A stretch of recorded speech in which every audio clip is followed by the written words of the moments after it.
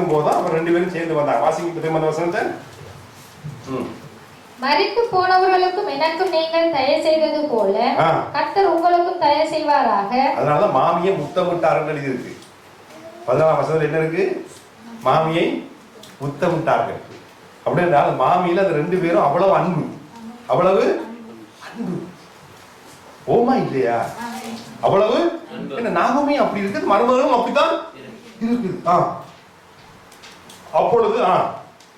அப்பொழுது அவர்கள் சத்தமிட்டு அழுது அவளை பார்த்து உம்முடைய ஜனத்தண்டைக்கு உம்முடன் கூட வருவோம் என்றார்கள். 2 பேரும் சொன்னாங்க நாங்க உங்களோட சேர்ந்தா வருவோம். அதற்கு நகோமி என் மக்களே நீங்கள் திரும்பி போங்க, என்னோட ஏன் வருகிறீர்கள்? எனக்கே சாப்பாடு கிடைக்குமோ தெரியாது, உங்க 2 பேரையும் கொண்டு வச்சுட்டு நான் என்ன செய்வேன்? சோசியல் காசா கொடுப்பான் இல்ல. அதனால நீங்க என்னோட வந்தா இன்னும் உங்களுக்கு கஷ்டமாக்கும். நீங்க இளம் பிள்ளைகள், நீங்க போனீங்கன்னா எங்கேயோ யாரையோ கட்டிடுவீங்க. உங்களுக்கு பிள்ளைகள் கூட இல்ல, அப்ப யாரோ கட்டிடுவாங்க. கட்டுனா நீங்க நல்லா இருப்பீங்க, கட்டுனா என்னோட வந்து நீங்க ஏன் கஷ்டப்பட போறீங்க விளக்குதான்றது போல சொல்லுது. யாரு?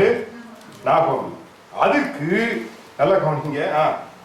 என்னோட ஏன் வருகிறீர்கள்? உங்களுக்கு புருஷர் ஆகும்படிக்கு இனிமேல் என் கற்பத்திலே எனக்கு பிள்ளைகள் உண்டாகுமோ? என் மக்களே திரும்பி போங்கள், நான் வயது சென்றவள், ஒரு புருஷனுடன் வாழத்தக்கவள் அல்ல. அப்படிப்பட்ட நம்பிக்கை எனக்கு உண்டாயிருந்து நான் இன்று இரவில் ஒரு புருஷனுக்கு வாழ்க்கைப்பட்டு பிள்ளைகள் இருந்தாலும் சாத்தியப்படாத சொன்னா நேரம் போறபடியே நானே சொல்றேன். இத 2 பேருமே கேட்டாங்க. 2 பேருமே கேட்டாங்க, அக்காவும் தங்கச்சியும் கேட்டாங்க. ஆனா 2 பேருமே சொன்னாங்க நாங்க வருவோம். 2 பேருமே சொன்னாங்க நாங்க வருவோம். ஆனா இவ கொஞ்சம் விளங்கப்படுத்தின போது தங்கச்சி கொஞ்சம் யோசிக்குது. ஒரு ஆள் கொஞ்சம் என்ன செய்யுது, ஒரு ஆள் கொஞ்சம் என்ன செய்யுது, ரோசிக்குது. அப்படின்றா நல்லா கவனி. ஆனா ரூத் மாறவே இது நல்லா கவனிங்க. தாய் தகப்பனை விட்டு போகணும், சொந்தங்களை விட்டு போகணும். ஏற்கனவே போற இடத்துல புருஷனுக்கு இவனு கட்டி பொம்பளையை கட்டி கொடுத்துதான் இஸ்ரவேல் ஜனங்களும் சாதாரண ஆக்கள், அதுகளும் கல்லோட நீக்கிற ஜனங்கள். ஆகவே நல்லா கவனிங்க, போற இடம் எப்படி என்று தெரியாது. அது ஏற்கனவே ஒரு பயங்கரமான கேம் விளங்குது. அதுல வேற கட்டி கொடுத்தபடினா மோவாபியரை ஏற்கனவே அவனுக்கு பிடிக்காது. இதுல வேற கட்டி கொடுத்தபடியாதான் செத்தும் போயிருக்குது என்று சொன்னா எதை நம்பி ஐயா போறது? இது போறதும் ஒன்றுதான், மாரகமைக்கு இலங்கையில போறதும் ஒன்றுதான்.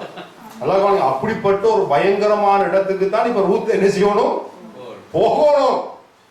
அப்ப எவ்வளவு ஒரு பயங்கரம். ஆனா இத கொஞ்சம் மற்ற தங்கச்சி யோசிச்சுட்டு அது போயிட்டு. ஆனா ரூத் சொல்லிச்சு பாத்தீங்களா, நான் கடைசி மட்டும் வருவேன்னு. அந்த வார்த்தையில ஒரு உண்மை இருந்தது. அந்த வார்த்தையில நல்லா கவனிங்க. அப்படி என்றால் ரூத்திட்ட காணப்பட்ட ஒரு முதலாவது ஒரு நற்குணம் என்னன்னா, ரூத்து பேசுற வார்த்தையில ஒரு உண்மை. என்ன இருக்கு? உண்மை இருக்கு. எழுந்த மனதா பேசுறது இல்ல, பேசினா உண்மையே தான் பேசுறது. இல்லைன்னு சொன்னா ரூத்து என்ன செய்யாது, பேசாது. தந்த பாட்டுல இருந்துடும். ஆனா சொன்னா அதுல ஒரு உண்மை இருக்கு.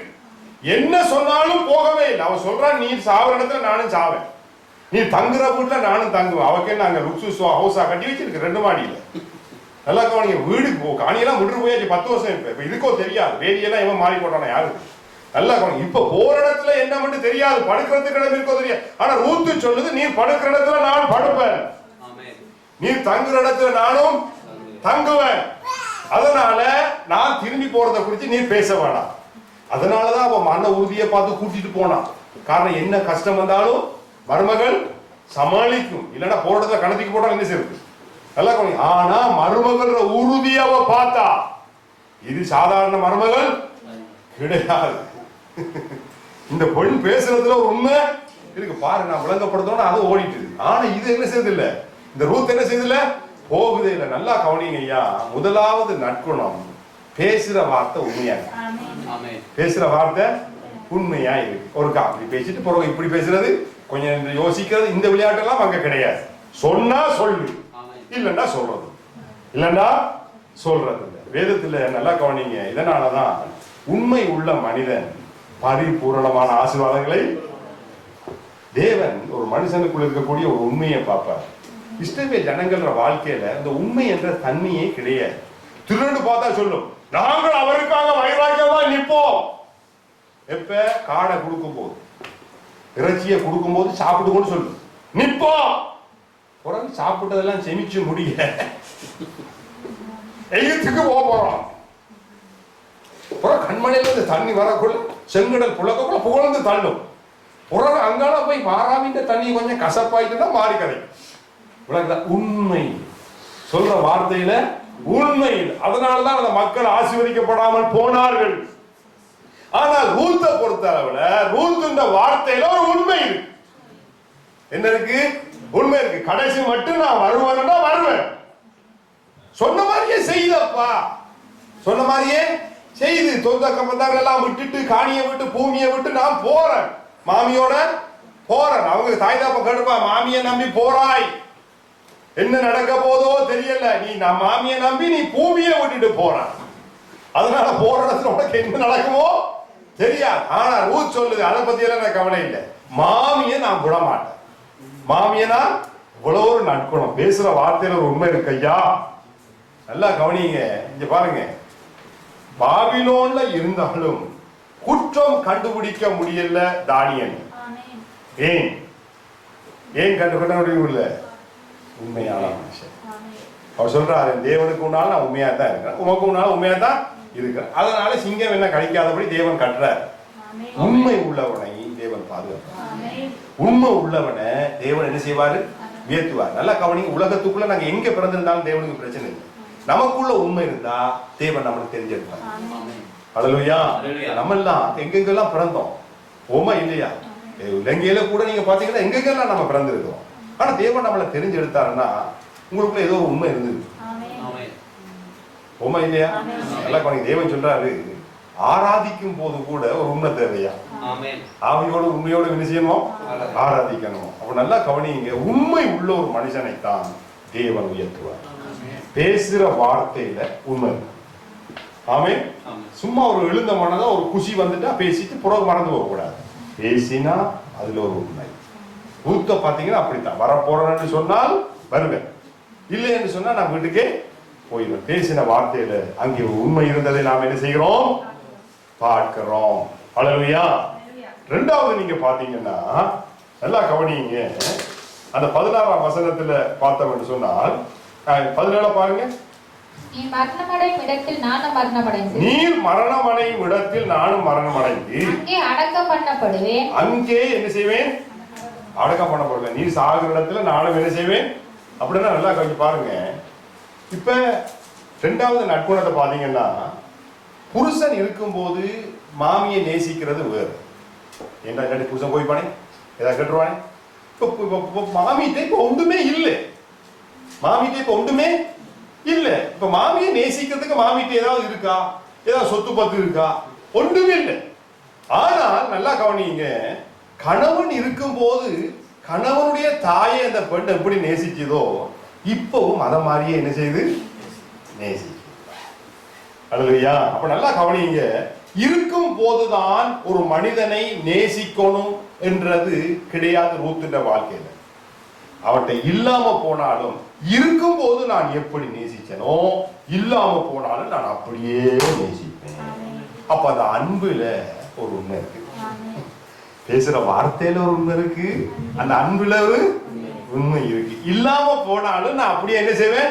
அதனாலதான் நீ தங்குற இடத்துல நானும் தங்குவேன். விளங்குதா? நீர் மரணம் அடைற இடத்துல நானும் என்ன செய்வேன்?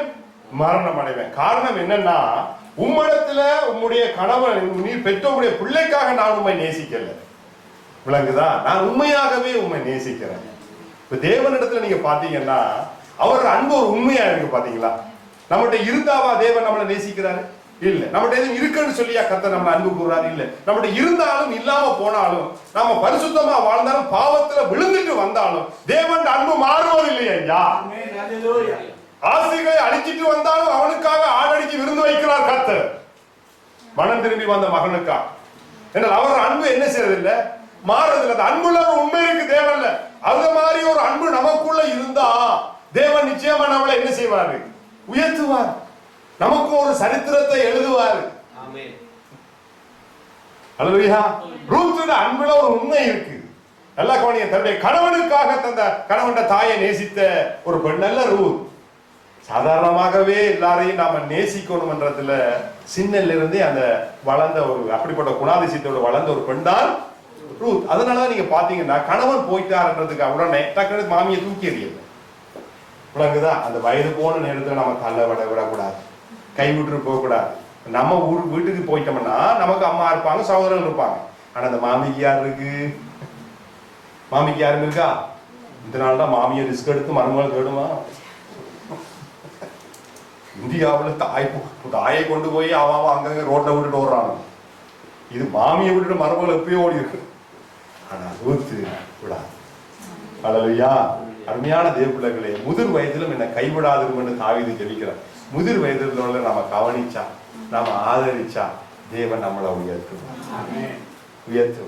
நல்லா கவனிங்க. அது மாமியா இருந்தாலும் சரி, மாமாவா இருந்தாலும் சரி, முதிர் வயதுல நம்மளால யாரை காப்பாற்ற முடியுமோ அவங்களுக்கு நம்முடைய வாழ்க்கையில நம்ம ஆதரவா இருந்தோம்னா தேவன் நம்மளை என்ன செய்வார்? உயர்த்துவார். நல்லா கவனி. இருக்கும் போது ஒரு நேசம், இல்லாத போது ஒரு நேசம், அன்புல ஒரு உண்மை இருக்கணும். அது ரூத்துட்ட இருந்துச்சு, அது ரூத்துட்ட இருந்துச்சு. அதனாலதான் கர்த்தர் ரூத்தை என்ன செய்தாரு? ஏத்துனா. நல்லா கவனிங்க. சபிக்கப்பட்ட ஒரு சந்ததியிலிருந்து வந்த ஒரு பெண்ணுக்கு கர்த்தர் ஒரு சரித்திரம் எழுதுறாரு. அல்லேலூயா. அது மாத்திரமல்ல, அந்த பெண் என்ன சொல்லுன்னா, உம்முடைய ஜனம் என்னுடைய ஜனம், உம்முடைய தேவன் என்னுடைய தேவன். இந்த பெண் என்ன யோசிச்சிருக்கணும்? இந்த இவங்க, அதாவது நாகோமியுடைய தேவன் உண்மையா இருந்தா எதுக்கு சாப்பாட்டுக்கு இவங்க நம்ம நாட்டுக்கு வந்தாங்க? யோசிச்சிருக்கணுமா இல்லையா? யோசிச்சிருக்கணுமா இல்லையா? எதுக்கு ஐயா உண்மையான தேவன்டா புறம் இங்க வந்தாங்க? புறம் இவங்கட தேவன் உண்மையா இருக்குமென்னு நினைச்சுதான் நான் போய் அங்க கல்யாணம் கட்டினேன். விளங்குதா? இந்த வாழ்க்கை நல்லா இருக்கும் நினைச்சு போய் திருமணம் முடிச்சேன். கட்டினோடைய புருஷன் செத்து போயிட்டான். எல்லா குழந்தை கூட இல்லை அப்படின்னா சீக்கிரமா தான் செத்துருக்கிறான். கட்டினோடைய புருஷன் செத்து போயிட்டான். பிறகு இந்த தேவனை என்னுடைய தேவனா தெரிஞ்செடுத்து நான் என்ன செய்ய போறேன்? ஓமா இல்லையா? நம்முடைய தேவன் ஊர்பட்டது இருக்கு, நம்முடைய நாட்டிலே ஊர்பட்ட தேவன் இருக்கு. நல்லா கவனிங்க. இந்த பெண்ணை நீங்க பாத்தீங்கன்னா, தேவன் எனக்கு ஒன்றை செய்தாத்தான் தேவனை நேசிப்பேன் அல்ல தேவன அன்பு கூறுவன், அப்படி ஒரு குணமும் இல்லை. நம்முடைய வாழ்க்கையில நடக்கிற இந்த காரியங்களுக்கு எல்லாம் நாம் இன்றைக்கு தேவனை பின்பற்றோம். நம்முடைய வாழ்க்கையில நல்லது நடக்கும், கெட்டதும் நடக்கும். நல்லது நடந்தா மாத்திரம் தேவனை துதிக்கிட்டு, கெட்டது நடந்தா முறுமுறுக்க கூடாது இஸ்ரவேல் மக்களை போல. இந்த ரூத்துட்ட அந்த குணம் கிடையாது, கிடையாது. நல்லா கவனிங்க. நல்லது நடந்தாலும் கெட்டது நடந்தாலும் அவர் தான் என் தேவன், அவர் தான் என்னுடைய தேவன். இதுல அந்த ரூத் என்ன செய்யுது? என்ன செய்யுது சொல்லுங்க. நீங்க எங்க யோசிச்சுட்டீங்க?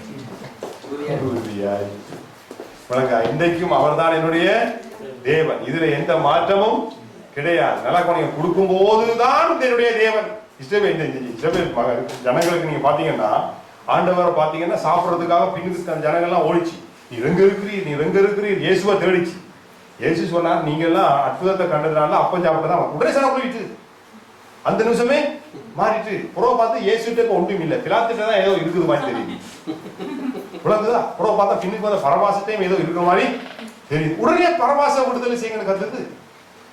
நல்லா போனீங்க. ஆனா ரூத்து அப்படி இல்லை, ரூத் அப்படி இல்லை. என் வாழ்க்கையில என்ன நடந்தாலும் தேவன் இதுதான் உண்மை. விளங்குதா? நல்லா கவனிங்க. என்னுடைய வாழ்க்கையில நடக்கிறத வச்சு அவர் உண்மையான தேவனா பொய்யான தேவனா கணக்கு போடக்கூடாது. நல்லா இன்னைக்கு பாத்தீங்கன்னா சாத்திரம் பாக்குறதுனாலதான் முக்காவாசி பிரச்சனையே. நல்லா இது அப்படி நடந்து, இதை இப்படி நடந்து, அப்படி அது நடந்துட்டு போகுது. கட்டினேன் பாடல கட்டினேன், பூசை எது போயிட்டேன், என்ன செய்யுது? அடுத்த ரூபா பாப்போம். போமா இல்லையா? நீங்க சிரிக்கிறதோ இதை வச்சு உடனே சாத்திரம் எழுதி அதே நடந்து இதே நடந்து இப்படி எல்லாம் முடிஞ்சு நினைச்சு வராது. மூக்கு ஜாதகம் பார்த்து கொண்டு இருக்கக்கூடாது. அடுத்த தேவனை ஏதோ செய்வார் தானே ஐயா. அந்த பெண் சொல்லுது, அவர்தான் என்னுடைய தேவன், உம்முடைய ஜனம் தான் என்னுடைய ஜனம். நான் கடைசி மட்டும் இனி அங்க போக மாட்டேன், கடைசி மட்டும் அங்க போக மாட்டேன், உம்முடைய கூட வர போறேன். நீ சாகிற இடத்துல நானும் சாவன், அங்கேயே அடக்கம் பண்ண போடுவேன். எனக்கு நல்லது நடக்குதோ கெட்டது நடக்குது அதை பத்தி எனக்கு நானும் மூணாதான் பார்ப்பேன். எப்படிப்பட்ட ஒரு நல்ல குணம். அல்லேலூயா. தேவனையும் சந்தேகப்படும், தேவனையும் சந்தேகப்படும். நல்லா கவனிங்க. இந்த உலகத்துல பல சம்பவங்களை நம்ம பார்க்கிறோம். நல்லா கவனிங்க. சில நேரத்துல சில பேர்த்த வாழ்க்கையில ஏன் இப்படி நடந்துச்சு, அவன் கத்தரை நம்புற மனுஷனா இருக்கலாம். ஆனா சில நேரத்துல சில நாம நினைக்காத சம்பவம், நம்ம விரும்பாத சம்பவங்கள் நடந்திருக்கலாம். ஆனால் அதையெல்லாம் வச்சு நாம தேவனை இடப்போட கூடாது. இந்த உலகத்துல நடக்கிற எதை வச்சு நாம தேவனை இடப்படக்கூடாது. நான் 2 பிள்ளைகள் எனக்கு மறிச்சிருப்பாங்க, ஆனா 2 பேரும் அவங்க தேவனோடு இருப்பாங்க. தேவன் எல்லாவற்றையும் அறிகிறவர். நமக்கு தான் மரணம் பிரச்சனை, தேவனுக்கு அது ஒன்றுமே. அல்லேலூயா. அவர் மரணத்தை கண்டு அஞ்சாம போனவர், அவருக்கு எந்த பயமும் கிடையாது. நாம கொஞ்சம் அஞ்சு சாப்பிடுறதுக்காக நம்ம வைக்கிறோம், ஆனா தேவனுக்கு எந்த பயமும் அவர் தெரியவர். அதனால நல்லா கவனிச்சு கொள்ளுங்க, அவருக்கு தெரியும் அவர் தான் என்னுடைய தேவன். கடந்த காலத்துல என்னுடைய சந்ததியார், என்னுடைய அம்மா அப்பா தவற விட்டாங்க. நல்லா கவனிங்க. இப்ப நான் போய் என்று தேவனை ஏற்றுக்கொண்டால் சாதாரணமா அவரோட குடும்பத்தை கண்டிப்பா ரூத் ஏசி இருக்கணும். நான் அப்பவும் சொன்னேன், அங்க போய் கட்டாதன்னு அப்பவே சொன்னேன். கட்டுன வட்டியாத்தான் இப்ப புருஷன் இல்லாம நீ விதவையா நிக்கிற அப்படி எல்லாம் கண்டிப்பா ஏசி இருக்கணும். விளங்க அவங்களுக்கு. அப்ப இதுட்ட போய் நான் அவங்களோட தேவனை தான் ஏற்றுக்கொள்ள போறேன்னா கண்டிப்பா செருப்பா அடிக்கணும், போமா இல்லையா? ஆனா இதெல்லாம் கண்டு பயப்படல. அம்மாவுக்கு பயம், அப்பாவுக்கு பயம், நான் ஞானஸ்தானம் எடுக்க மாட்டேன். விளங்குதா? ஏதாவது சொல்லிடுவாங்க, அவங்க எதிர்த்துருவாங்க. இப்படியான ஆட்கள் எல்லாம் தேவனை உயர்த்த மாட்டேன். விளங்குதா? நல்லா கவனிங்க. எது நடந்தாலும் அவர் தான் என்னுடைய, இதான் உண்மை. யார் என்ன சொன்னாலும் நாம ஆராதிக்கிற இயேசுதான் உண்மை. அவர் சொன்னபடிதான் கடைசியில் என்ன செய்ய போகுது, நடக்க போகுது. இதுல அவ கஷ்டம் நான் பாத்தீங்கன்னா கவனமா இருக்கிறான். யாரு? இந்த ரூத். இப்ப நல்லா கவனிங்க. அதனாலதான் ரூத்துக்கு போவாஸ் என்ன சொல்றாருண்டா, அதாவது இஸ்ரவேலின் தேவனுடைய செட்டையின் நிழலுக்குள்ள நீ ஒரு அடைக்கலமா வந்திருக்கிற, அவரால் உனக்கு நிறைவான பலன், உன் செய்கைக்கு தக்க பலனை தேவன். நல்லா கவனிங்க ஐயா. இந்த உலகத்துக்குள்ள எப்பேற்பட்ட ஒரு நிலையில ஒருத்தன் இருந்தாலும் தேவனுடைய சிறகுக்குள்ள அவன் வருவான் என்றால் தேவன் அவன். அந்த மனிதனுக்காக கர்த்தர் ஒரு சரித்திரத்தை எழுதுவார். தேவனை நம்பி ஒருத்தனும் கைவிடப்படும். எல்லாம் கவனிங்க. நாகோமியுடைய வாழ்க்கையில ஏன் அப்படி நடந்ததுன்னு நமக்கு தெரியாது. பிள்ளைங்க தெரியாததை நாம கிண்ட போவோம் கூடாது. அவங்களோட வாழ்க்கையில என்ன நடந்துச்சு அது அவங்களுக்கும் தேவனுக்கும் இருக்கிற பிரச்சனை. இதை எடுத்து வச்சு நம்ம புத்தகம் எழுதி கொண்டிருக்கலாம் கூடாது. அல்லேலூயா. நம்முடைய வாழ்க்கையில தேவன் என்ன திட்டம் வச்சிருக்கிறாரு, அதை நோக்கி நாம முன்னேறி போய்கொண்டே இருக்க வேணும். அவர் சொல்றா பாருங்க, உன் செய்கைக்கு தக்க, போவா சொல்றாரு, உன் செய்கைக்கு தக்க பலனை தேவனுக்கு கட்டளை. என்றைக்கு நீ ஒரு மோவாபிய பெண்ணா இருந்தாலும், ஒரு அருவருக்கப்படக்கூடிய சந்ததியிலிருந்து வந்தாலும், அவர்தான் என்ற தேவனுடன் நீ ஒரு அறிக்கை செய்தா பாரு, இந்த அறிக்கை உன்னை உயர்த்தும். அருமையான தேவ ஜனமே, நல்லா கவனிங்க. இன்னைக்கு எப்பேற்பட்ட ஒரு சந்ததியில இருந்து நாங்க வந்திருக்கலாம், ஆனால் கர்த்தரை நாம நம்பினோம் பாருங்க. நம்மளோட முற்பிதாக்கள் விக்கிரக ஆராதனை செய்தாலும் தேவனை நீங்க நம்பினீங்க பாருங்க, இந்த நம்பிக்கை நிச்சயமா உங்களை உயர்த்தும். போகிற வழியில பல பிரச்சனைகளை நீங்க சந்திக்கலாம், ஆனால் அதையெல்லாம் கண்டு தேவனை இடை போடாதீர்கள். உங்கள் நம்பிக்கையில நீங்கள் உறுதியா இருந்தால் அந்த நம்பிக்கை நிச்சயமா உங்களை காப்பாற்றும். அந்த நம்பிக்கை உங்களை கைவிடாது. அதுதான் வேதம் சொல்லுது, அவரை நம்புகிற நம்பிக்கை ஒருபோதும் நம்மளை வெட்கப்பட்டு போக விடாது. நாம பின்வாங்க கூடாது. அவர்தான் நம்முடைய தேவன். இந்த அறிக்கையிலிருந்து நாம் என்ன செய்யக்கூடாது, பின்வாங்க கூடாது. நான் என்னை அறிக்கை பண்ணினா நான் அறிக்கை பண்ணுவேன் என்று இயேசு சொன்னார். விளங்குதா? அப்ப பாத்தீங்கன்னா தேவனுடைய ஒரு அடைக்கலத்துக்குள்ள அந்த பெண் என்ன செய்து வருது. விளங்குதா? இப்ப நல்லா கவனிங்க. இப்ப என்ன நடக்க போகுதுன்னு தெரியாது. ரூத்துட்ட ஏராளமான நல்ல குணம் இருக்கு. விளங்குதா? இப்ப அங்க வந்து மாமிக்கும் வேலை செய்து சாப்பாடு கொடுக்குது. வேலை செய்து மாமிக்கு சாப்பாடு கொடுக்குது. மாமிய பராமரிக்குது. மாமி என்ன செய்து பராமரிக்குது. நல்லா கவனிங்க. தேவன் ரூத்துக்கு எல்லாத்தையுமே ஆயத்தப்படுத்தினார். ரூத்துக்கு எல்லாத்தையும் அவர் சொல்றாரு. அந்த இடத்துல நீங்க பாத்தீங்கன்னா போவா சொல்றாரு, எத்தனையோ வாலிப பிள்ளைகள்லாம் இருக்கான், அவனுக்கு பெரிய வயசுல இருக்கு. அதுக்கு பின்னாலெல்லாம் போகாம மாமி சொன்ன ஆலோசனைய கேக்குது. மாமிக்கு ஆலோசனை சொல்லாமல் மாமி சொன்ன ஆலோசனை மாமி சொல்லுது, ஐயோ உனக்கு நான் இப்படியே வச்சுட்டு இருப்பேனா, உனக்கு ஒரு நல்லது செய்யனா, நல்லது செய்யாம நான் இப்படியே இருப்பேனா. அதனால அந்த நாள்ல இருந்து ஒரு வழக்கம் அது. விளங்குதா? ஒரு படுத்து இருக்கும் போது அவருடைய கால் மாட்டில் போய் குளிச்சு படுத்து கொள்றது ஒரு வழக்கம். தவறுதலா நடக்கிறதுக்காக அவ போகல. காரணம் விழிச்சு பார்க்கும் போது அந்த போர்வையை போர்த்துக்கிட்டு படுத்தா நீ என்ன திருமணம் முடிக்கிறியான்னு கேட்பதின் அடையாளமான். அதனால அறுவடை பண்டிகை இருந்தது, அந்த பண்டிகையில அப்படி செய்வாங்க. அதனாலதான் ரூத்து போய் என்ன செஞ்சா, கால் மாட்டில் என்ன செஞ்சா படுத்துக்கொண்ட. இரவேல அவர் விழிச்சு பார்க்கிறாரு. போவாசி இனியில நல்ல மனுஷன். அவர் சொல்றாரு, திருமணம் முடிச்ச பிறகு நான் எல்லாம் பார்த்துக்கிறேன். ஓ பாத்தீங்களா? போவாஸ் நீங்களும் நல்ல மனுஷன். இந்த நாளைய போவாசனா சரி எல்லாத்தையும் பண்ணி பிரச்சனை வேற மாதிரி. இந்த நாளைய போவாஸ் எல்லாம் நம்ப முடியாது. அந்த போவாஸ் நல்ல போவாஸ். அவர் சொல்றாரு எல்லாத்துக்கும் ஒரு ஒழுங்கு இருக்கு, எல்லாத்துக்கும் ஒரு ஒழுங்கு இருக்கு. அதனால முதலாவது போய் நீ போ மகளே. இதுக்கும் அப்பா என்ன சொல்றாரு, எனக்கு முன்னுக்கு ஒரு உறவினர், நெருங்கிய உறவினர் இருக்கிறான். அவனும் கட்டாட்டி தான் நானும் வந்த வரைக்கும் 100 ஆக மட்டும் நினைக்கல. அவனும் கட்டாட்டி தான் நானும் உன்னை என்ன செய்வேன், அதனால எல்லாம் ஒழுங்கா செய்வேன் என்று சொல்லி அனுப்பி விட்டான். நல்லா கவனிங்க, மாமி சொன்ன ஒரு ஆலோசனை எப்பயுமே முதியோர் ஆலோசனையை தள்ளக்கூடாது. விளங்குதா? இவ சொன்ன ஆலோசனையை கேட்டு இவட்ட கட்டின வழியாத இன்னைக்கு இந்த குளத்துல நான் நிக்கிறேன் என்று சொல்லி கதைக்காம, விளங்குதா? மாமி சொன்னா என்ன செய்து இவ்வளவு ஒரு நல்ல குணம் ஐயா. நீங்க என்ன நினைக்கிறீங்க, ரூத்துக்கு நல்ல குணம் இருக்கா இல்லையா? அல்லையா? மாமி சொன்னா அந்த மரபு என்ன செய்து இருக்குது. ஏண்டா நல்லா கவனிங்க, அவங்க எப்படியோ தெரியாது. நல்லா கவனி. ஆனா ஒருவர் எல்லாத்தையும் பலவீனம் இருக்கலாம், எல்லாத்தையும் பலவீனம் இருக்கலாம். இருந்தாலும் நாம் அந்த பலவீனத்தை எல்லாம் கையில் எடுத்துக்கொண்டு ஆரையும் அழிவாங்க. நல்லா கவனிங்க. சில நேரத்தில் வயசு போனவங்க இப்படியாவது கதைப்பாங்க, இருந்தாலும் நாம் அவங்கள தள்ளக்கூடாது. இந்த வயசு போனவங்க அவங்களோட வயசுக்கு அப்படித்தான் கதைப்பாங்க, அவங்களை நாம் ஆதரிக்க வேண்டும். பிள்ளைங்க அவங்களுக்கு முதிர் வயதுல நம்ம யாரையும் தள்ளக்கூடாது. ஆமென். என்ற தேவன் அதை என்ன செய்கிறார், நமக்கு ரெட்டிப்பாக திருப்பி தருவா. என்ன செய்வார்? தருவா. அதனாலதான் சொன்ன ஆலோசனையை கேட்டு அவ போய் அன்னைக்கு வயல்ல என்ன செய்தா, போவாசில போர்வையை போத்துக்கிட்டு படுத்து கிடந்தான். வேதம் சொல்லுது, போவாஸ் சொன்னார். போவாஸ் முடிஞ்சு பார்த்தேன், போவாசுக்கு போவாஸ் சொல்றாரு, நீ செய்ததெல்லாம், நீ என்னெல்லாம் செஞ்சியோ அதெல்லாம் எனக்கு சொல்லப்பட்டது. போவாசுக்கு எல்லாமே தெரியும். அப்படின்னா ரூத்தை குறிச்சி அந்த ஊரெல்லாம் என்ன செய்யுது. அதனால எந்த யூதரும் ரூத்தோட கோபிக்கல. ரூத்துட்ட இருந்த நல்ல குணம், அது நல்ல குணம் இருக்கிற ஆக்கள் முகமே வடிவா இருக்கு தெரியுமா உங்களுக்கு? சாந்தமும் அமைதியில் உள்ள ஆவி அது இருந்தாலே ஆக்கள் முகம். நீ பாருங்க, ஒன்றுமே நீங்க வெளிக்கிடவாங்க, கொஞ்சம் சிரிச்சு பாருங்க, சிரிக்கிறாங்க ஒரு வடிவா இருக்கும். ஓமா இல்லையா? சிரிக்கிறாக்கள் எப்படி இருப்பாங்க? வடிவா இருக்கும். பாருங்க, யாரும் நம்மளை பார்த்து மூணு பார்த்து போறத விட பாருங்க, நம்ம சிரிச்சான்னு வைங்க, நமக்குள்ள ஒரு சிரிப்பு வரும். பாத்தீங்களா? சில பேர் பாருங்க இப்படி போவான். அன்னைக்கு நான் ஒரு சிட்டிக்கு போனோம், இங்க ஒரு ஜேமன்ல இடத்துக்கு. அந்த இருக்கிற இடத்துல எல்லாம் ஒரு நல்லவங்கள மாத்தான் தெரியுது. ஒரு துவேஷம் இல்லாம பாக்குறவங்க எல்லாம் அழுவான், சிரிக்கிறான், சும்மா போறவங்க எல்லாம் கண்டப்பா சிரிச்சுட்டு போறான். ஒரு நல்ல இடமா கிடக்கு, ஒரு துவேஷம் இல்ல அந்த இடத்துல.